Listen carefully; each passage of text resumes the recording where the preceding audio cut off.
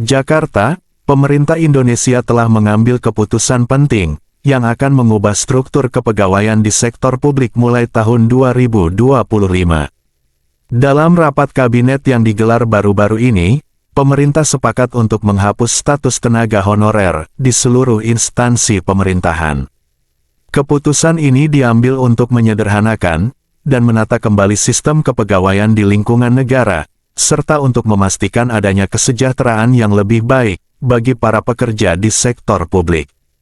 Menurut Menteri Pendayagunaan Aparatur Negara dan Reformasi Birokrasi, Menpan RB, kebijakan ini bertujuan untuk mengatasi ketimpangan dalam struktur pegawai negeri dan menciptakan sistem kepegawaian yang lebih profesional.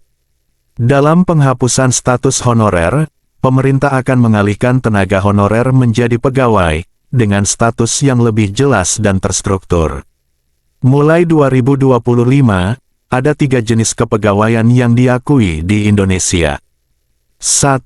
Pegawai Negeri Sipil (PNS). Ini adalah jenis pegawai yang telah lulus seleksi dan mendapatkan status tetap sebagai aparatur sipil negara.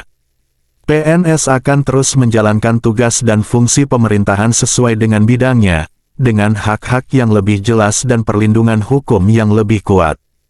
2. Pegawai pemerintah dengan perjanjian kerja P3K. Jenis pegawai ini diangkat berdasarkan kontrak kerja dengan pemerintah.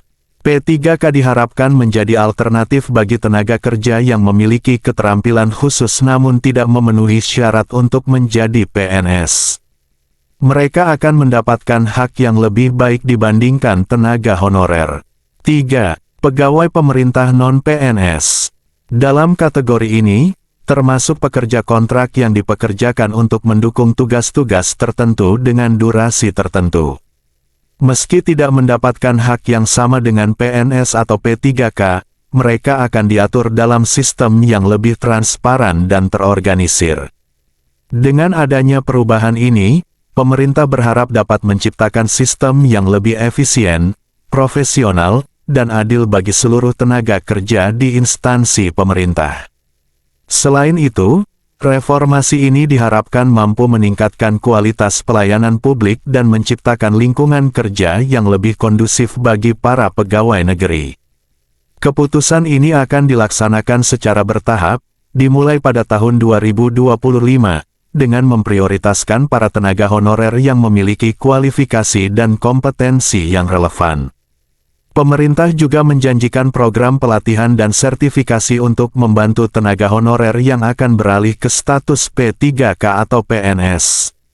Langkah ini tentu menjadi babak baru dalam reformasi birokrasi Indonesia, yang diharapkan akan memperbaiki struktur kepegawaian negara dan menciptakan administrasi yang lebih efisien dan responsif.